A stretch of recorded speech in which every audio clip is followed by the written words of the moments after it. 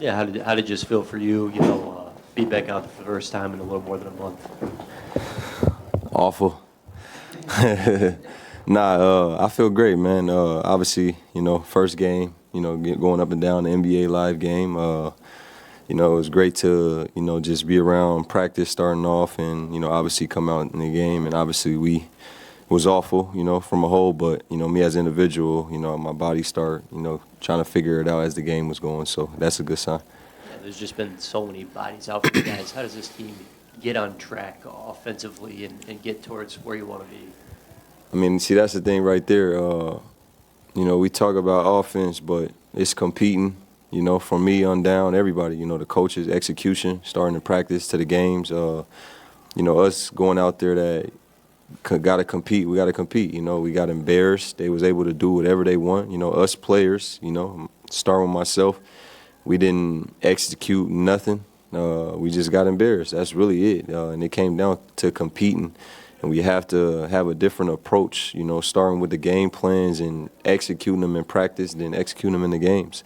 We can't really sit here and be like, oh, this guy's in, this guy's out. I know Willie's got it hard for as the starting lineups. I think it's like been 15 or something. But at the end of the day, that shouldn't be an excuse for us players to, have an identity of competing each and every night. What was Willie's message like after the game, and how was it kind of received by the team? I mean, really what I just said. I mean, it shouldn't take him to come say a message. I mean, if you don't feel embarrassed as an individual, then that's a problem. But I keep everything in the locker room. It's the locker room. So, our coach came in. Obviously, there's nothing to smile about or be happy about, and that's that. And when you, like you said, you come back after being out for a while, trying to find your rhythm and the shots on falling early, what are you trying to do at that point just to kind of make your impact felt in the game?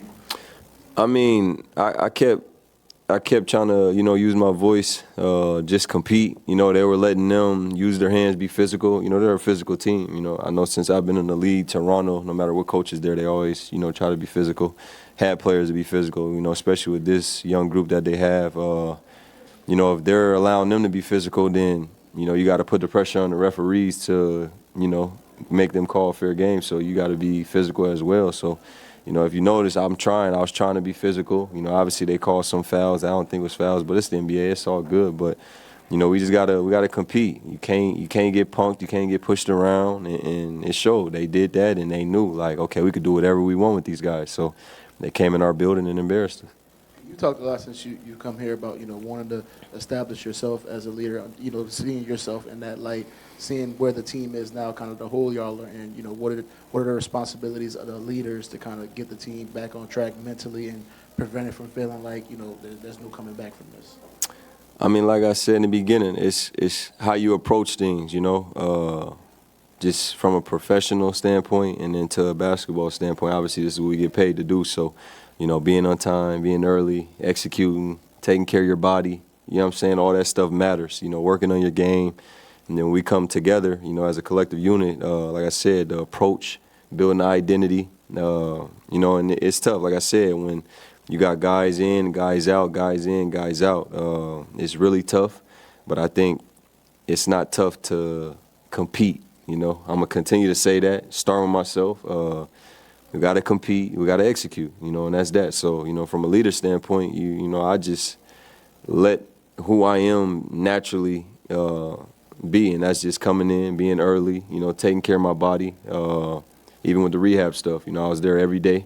Even when I was gone away from the team, I was taking care of my business so I can come back and do what I love to do, and it starts with all that, so that's that as a leader standpoint. And like you mentioned, there's so many moving pieces, it's tough to kind of develop that chemistry and learn how to play off of each other, but what are you seeing on the offensive end and why it's kind of been so difficult the past few games, just finding a rhythm offensively?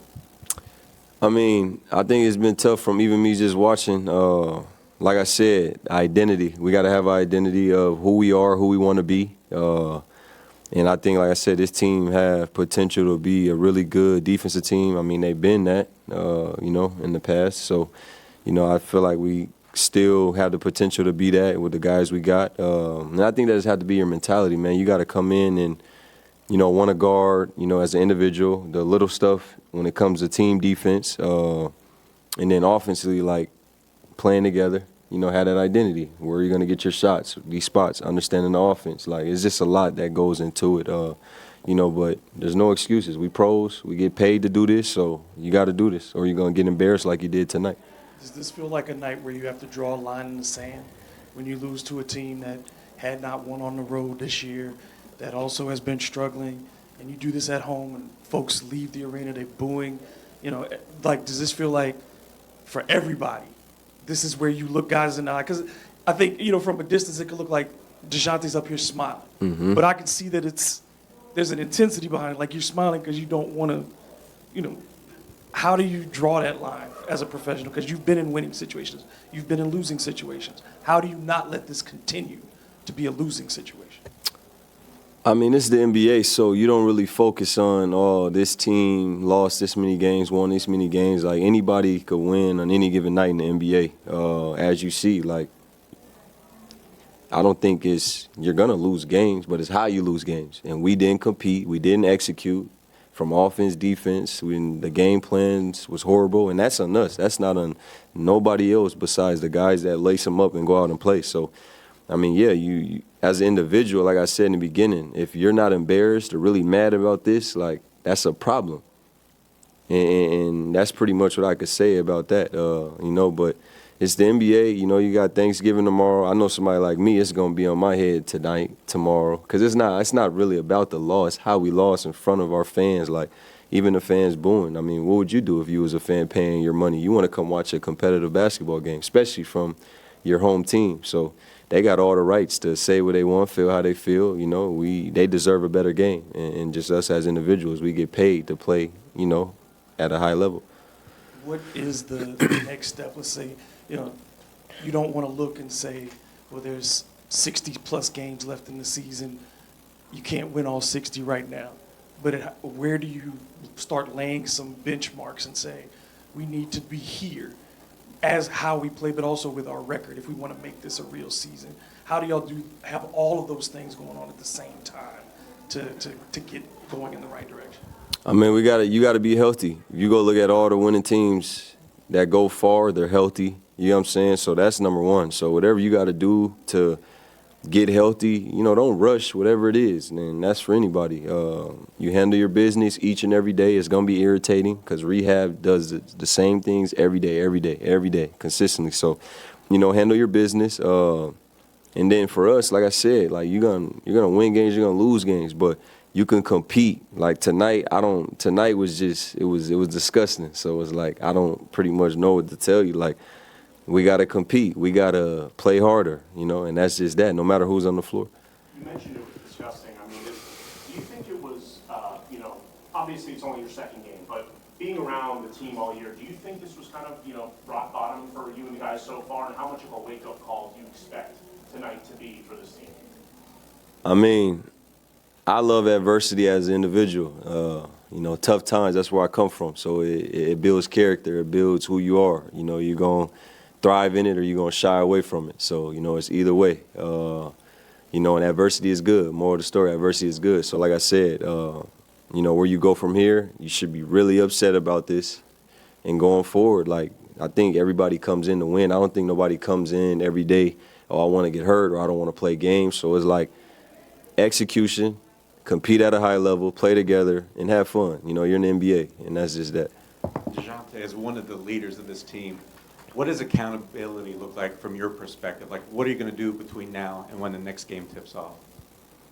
I mean, now, obviously, I'm going to go home with my family, but, because it's about your family. You go home, people go back to their families, and, tomorrow you got Thanksgiving.